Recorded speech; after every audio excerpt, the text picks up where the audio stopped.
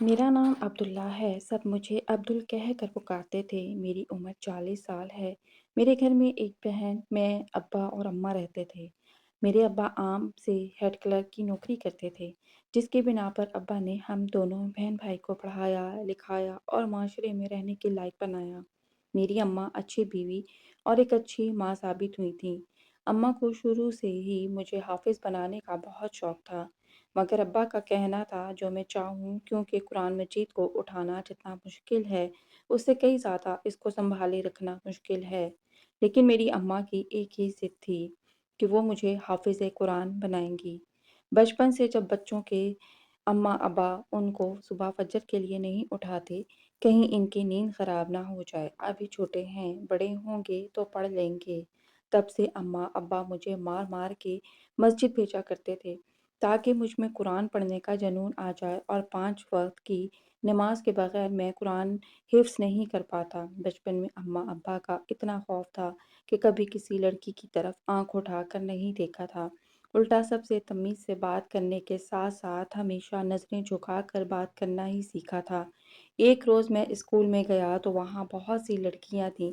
मुझे प्यास का एहसास हुआ तो मैं पानी पीने की गर्ज़ से इलेक्ट्रिक कूलर के पास चला गया।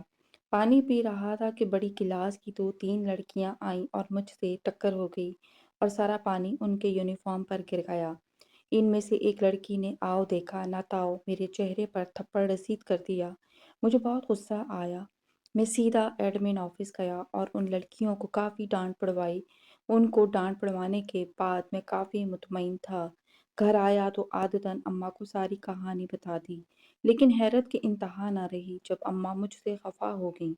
मैंने जब अम्मा से पूछा कि वो मुझसे खफा क्यों हैं, मेरी तो कोई गलती भी नहीं थी। तब अम्मा ने समझाया कि माफ़ करना बदला लेने से ज़्यादा बेहतर है। इस रोज़ मुझे एहसास हुआ कि सच में बदला लेने से मैं बड़ा नहीं, बल्कि अगर माफ़ कर देता तो बड़ा बन जाता। 5 जमात पढ़ने के बाद अम्मा ने स्कूल से हटाकर मदरसे डाल दिया। मगर वहाँ एक ऐसा हैरत अंगेज़ वाक़या हुआ कि मेरी रूह काँप गई। मदरसे में जहाँ लोग अल्लाह का नाम लेने आते हैं ताकि अपने गुनाह मिटा सकें, वहाँ हर चीज़ आम थी। रिश्वत दे लेकर बच्चे-बच्चियों को ज़्यादती का निशाना बनाने तक सब आम था। मेरा तो जैसे भरोसा उठ सा गया था। मैंने अम्मा को घर आकर बताया तो अम्मा ने झट से मदरसे से मुझे हटा लिया और घर कुरान पाक पढ़ाने लगीं। अम्मा हर रोज़ सख्ती से मुझे कुरान की तालीम देतीं और 3 साल के अरसे में अम्मा ने ना सिर्फ मुझे कुरान हिफ्ज़ करवाया, बल्कि इसका तर्जुमा, तफ़सीर भी करवाई। तर्जुमा करने के बाद तो जैसे मैं पहले जैसा इंसान रहा ही नहीं था। अब तो गुस्सा जैसे ख़त्म हो गया था। हर एक से तमीज़ से नज़रें झुकाकर बात करना मेरी ज़ात का अहम हिस्सा बन गया था। अब मैं बात-बात पर लड़ने के बजाय सबको माफ़ कर दिया करता था। हालात के मुताबिक खुद को उन्हीं हालात में ढाल लेता था। अम्मा ने अगर अच्छी तरबियत में अपना हिस्सा डाला था, तो अब्बा ने भी मेरी काफ़ी मदद की थी। मुझे नर्म दिल, पुरसकून और नेक इंसान बना दिया था। मैं 5 वक़्त की नमाज़ पढ़ा करता था। फिर जब स्कूल छूटा और कॉलेज आया, बॉयज़ कॉलेज में पढ़ने के बावजूद मुझ में ऐसी कोई गंदी आदत पैदा नहीं हुई थी जो इस्लाम में हराम हो। लड़के लड़कियों से दोस्ती करते कई बार बहुत सी लड़कियों ने खुद से दोस्ती का हाथ बढ़ाया, मगर मैंने कभी पहल नहीं की थी। उल्टा हैरानगी होती थी कि एक लड़की होकर कैसे अपनी इज्जत गैर मर्दों के सामने निछावर करने के लिए भी तैयार थी, जबकि मैं एक मर्द होकर अपनी इज्जत को बचाने के लिए सूझ-बूझ कर कदम रखता था। यूनिवर्सिटी जहाँ हुस्न का एक अलग ही जहान आबाद होता था। यूनिवर्सिटी जाते वक़्त मुझे लगा था कि दुनिया का कोई हुस्न मुझे फ़रेब नहीं दे सकता। लेकिन हकीकत में यूनिवर्सिटी के वो दिन मेरे लिए वाक़ई बहुत मुश्किल साबित हुए थे। एक रोज़ मैं अपनी क्लास में गया, तो मेरी हैरत की इंतहा न रही। वहाँ कोई मौजूद नहीं था। मुझे तजस्सुस हुआ कि आखिर सब कहाँ गए। बहरहाल मैं खामोशी से अपनी जगह बैठकर अपनी किताब पर नज़रें रखे बैठ गया। जब कुछ देर बाद 3-4 लड़कियां कमरे में दाखिल हुईं, वो भला की खूबसूरत थीं, मगर नाज़ेबा लिबास पहने खुद की नुमाइश करती हुई मुझे सख्त ज़हर लगीं। मैंने एक नज़र डालकर हटा ली। जान तो उस वक्त निकली जब वो तीनों मेरे सर पर आकर खड़ी हो गईं और मुझे गौर से देखने लगीं। मैंने सवालिया नज़रों से इनकी तरफ देखा तो वो चेहरे पर शातिराना मुस्कुराहट सजाकर मेरी तरफ देखे जा रही थीं।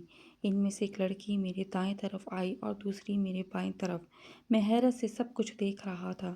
میری جان لبوں پر آ گئی جب دونوں لڑکیوں نے میرے دونوں بازو سختی سے جکڑ لیے اور ان میں سے ایک لڑکی مجھ پر جھک کر ایسے ظاہر کرنے لگی جیسے ہم دونوں میں کوئی تعلقات ہیں۔ ابھی کچھ دیر ایسے گزری تھی کہ ایک لڑکی نے جھٹ سے اپنا فون نکال کر میری تصویر بنانا شروع کر دی۔ میں ان سب میں بوکھلا کر رہ گیا کہ ایک دم دونوں لڑکیوں نے میرے ہاتھ میرے سامنے کھڑی لڑکی کے کمر پر رکھ دیے۔ آسمان تو سر پر تب ٹوٹا جب کلاس میں استاد صاحب اور اسٹوڈنٹ نے آتے ہی یہ منظر دیکھا۔ وہ لڑکی ایک دم مجھ سے دور ہوئی اور رونے کا بہانہ کرتی جلدی سے وہاں سے بھاگ گئی۔ میری آنکھیں حیرت سے پھٹی کی پھٹی رہ گئیں جب سب لوگ مجھے نفرت بھری نظروں سے دیکھنے لگے۔ سب باتیں بنانے لگے کہ پہلے تو بڑا معصوم اور نیک پاکیزہ لگتا تھا، اب کام دیکھو۔ اس کے جملے دیکھ سیسا بلائی جو میرے کانوں میں اونڈیلی جا رہی تھی۔ میرا دل کیا میں زمین کے اندر دفن ہو جاؤں۔ میرے لیے یہ مرنے کے مترادف تھا۔ میں بے قصور ہو کر بے گناہ ہو کر بھی سب کی نفرت کا نشانہ بنا۔ اس دن ایک بات سمجھ آئی کہ آپ کے اندر کیا ہے لوگوں کو اس بات سے کوئی لینا دینا نہیں، آپ باہر سے کیسے ہو لوگوں کو اس بات سے غرض ہے۔ استاد صاحب بغیر حقیقت جانے مجھے پرنسپل کے پاس لے گئے جنہوں نے نہ صرف میرا مستقبل خراب کیا اور مجھے یونیورسٹی سے بھی فائر کر دیا۔ میں بغیر قصور کی سزا بھگت رہا تھا۔ یونیورسٹی چھوٹنے کے بعد میری تو زندگی ہی بدل گئی تھی۔ ہر طرف سے جیسے راستے بند ہو گئے تھے۔ لوگ اپنی بیٹیوں کو مجھ سے بچا کر رکھتے تھے جیسے ان کو الہام ہوا تھا کہ میرے ساتھ کیا ہوا ہے۔ میں بہت مایوس ہونے لگا تھا۔ پھر میرے ابا اور اماں نے میرا ساتھ دیا، مجھے حوصلہ دیا، مجھے سمجھایا آزمائش کا وقت ہے، ٹل جائے گا۔ وقت گزرتا گیا اور سب ٹھیک ہو گیا۔ 3 سال کے بعد ایک روز میری حیرت کی انتہا نہ رہی جب مجھے یونیورسٹی سے کال آئی اور مجھے یونیورسٹی بلایا گیا۔ میں جیسے ہی یونیورسٹی گیا میری آنکھیں حیرت سے پھیل گئیں جب ایک بھوری آنکھوں والی لڑکی نقاب میں ایڈمن کے آفس میں کھڑی تھی۔ میں نے ایڈمن سے پوچھا کہ مجھے کس لیے بلایا گیا ہے، تو ایڈمن کی بات سن کر مجھے گہرا جھٹکا لگا جب ایڈمن نے کہا یہ وہی لڑکی ہے جس نے تم پر جھوٹا الزام لگایا تھا۔ میں تو حیرت سے اس لڑکی کے حلیے پر نظر ڈال کر رہ گیا جو مکمل حجاب میں تھی۔ میں نے ایک نظر اس لڑکی کی طرف دیکھ کر نظریں پھیر لیں۔ مجھے اس لڑکی سے نفرت محسوس ہو رہی تھی۔ ایڈمن آفس سے باہر چلا گیا۔ میں بھی جب آفس سے جانے لگا تو میرے پیروں تلے زمین نکل گئی جب وہ لڑکی میرے پیروں میں آ کر گر گئی اور پھوٹ پھوٹ کر رونے لگی۔ میں حیرانگی سے اس کی طرف دیکھنے لگا۔ میرے دیکھتے ہی دیکھتے اس نے میرے آگے ہاتھ جوڑ لیے اور مجھ سے اپنے کیے کی معافی مانگنے لگی۔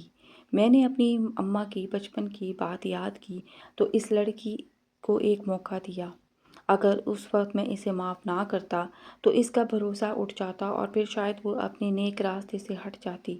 میں نے اس کو معاف کیا لیکن اس کا اگلا پیغام سن کر تو میری روح لرز گئی تھی جب اس نے مجھ سے شادی کرنے کا کہا کہ وہ مجھ سے شادی کرنا چاہتی ہے۔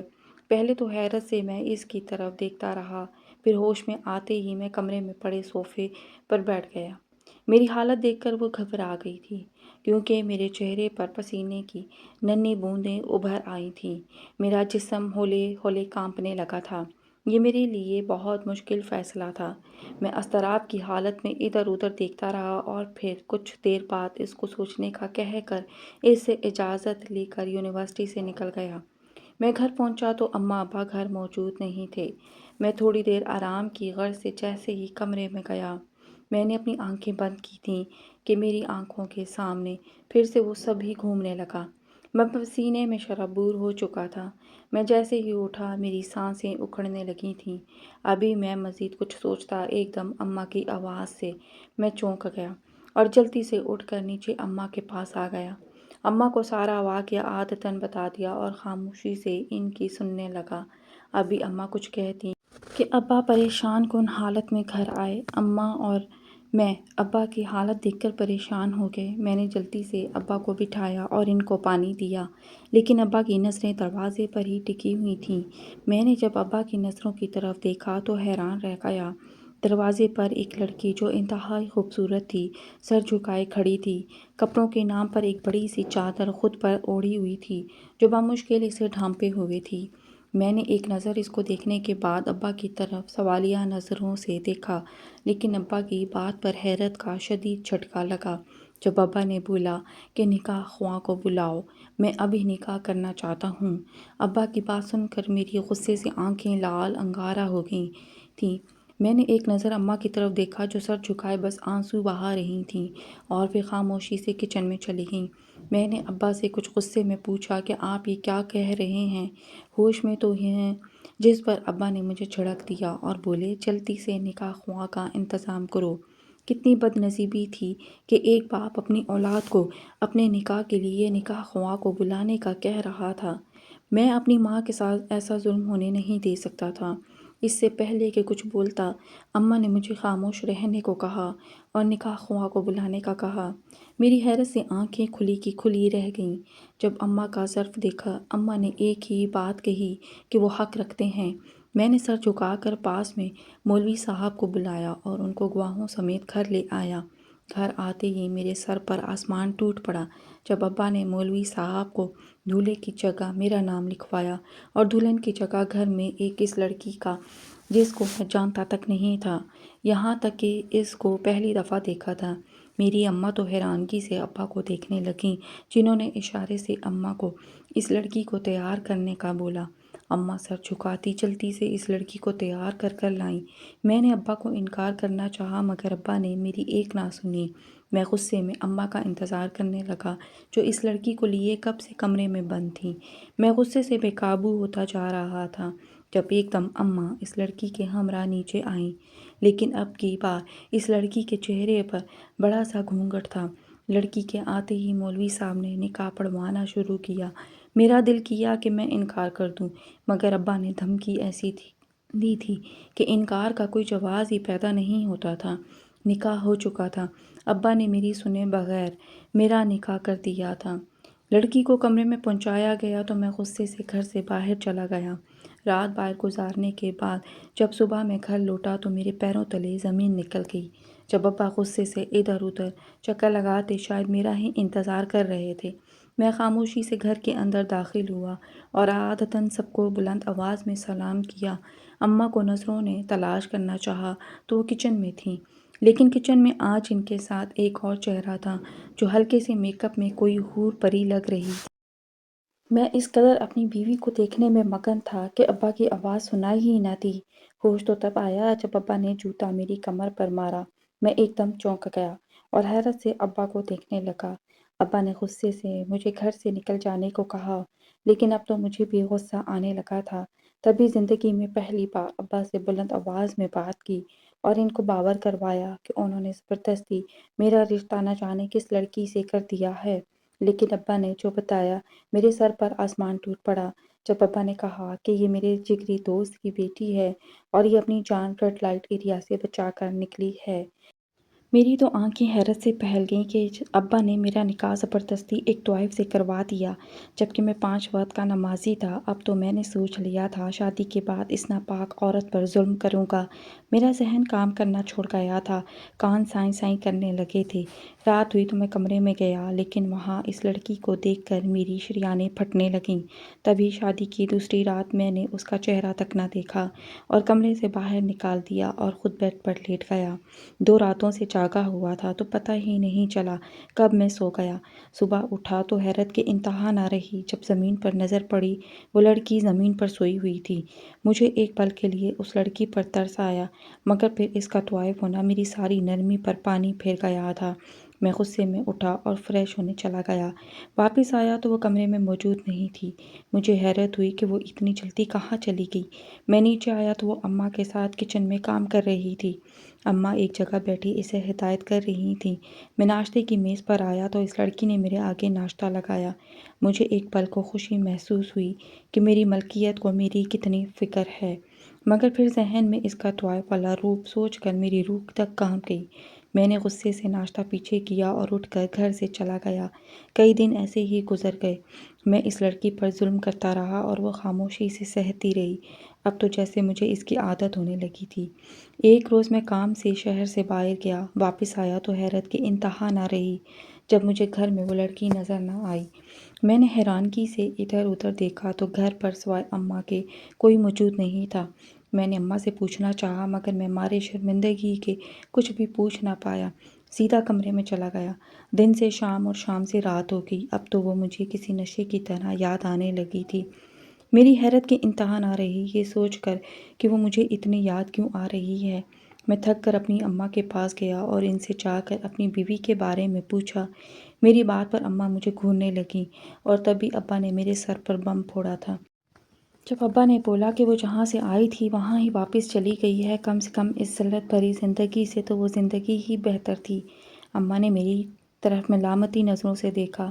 اماں کے دیکھنے پر میرا ڈوب مرنے کا دل کر رہا تھا۔ میں نے آنسو بھری آنکھوں سے ابا کی طرف دیکھا اور ان سے اس جگہ کا پتہ پوچھا جہاں میری بیوی تھی، لیکن ابا نے انکار کر دیا۔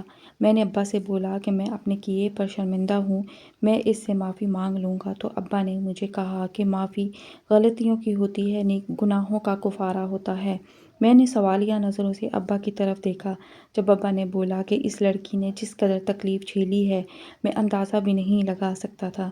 میں نے ابا کو دیکھا تو انہوں نے مجھے بتانا شروع کیا کہ آخر میری بیوی اس جگہ پہنچی کیسے۔ میرے پیروں تلے زمین نکل گئی جب مجھے پتہ چلا کہ ابا کے دوست جو ابا کے ساتھ پڑھتے تھے، انہوں نے پیسوں کی ضرورت کے لیے اپنی جوان بیٹی کو ایسی جگہ بیچا جہاں سے وہ چاہ کر بھی واپس نہیں آ سکتی تھی۔ وہاں اس پر اس قدر ظلم ڈھائے گئے، بالکل بھی بیان نہیں کیے جا سکتے تھے۔ میں اپنے کیے پر بہت شرمندہ تھا۔ اس معصوم لڑکی نے جو سہا وہ کوئی بھی برداشت نہیں کر سکتا تھا۔ پھر سے اس جگہ اس کا جانا میرے لیے مرنے کے مترادف تھا۔ میرا دل کیا زمین کھل جائے اور میں اندر دفن ہو جاؤں۔ مجھے احساس ہی نہیں ہوا کب میری آنکھوں سے آنسو بہہ رہے تھے۔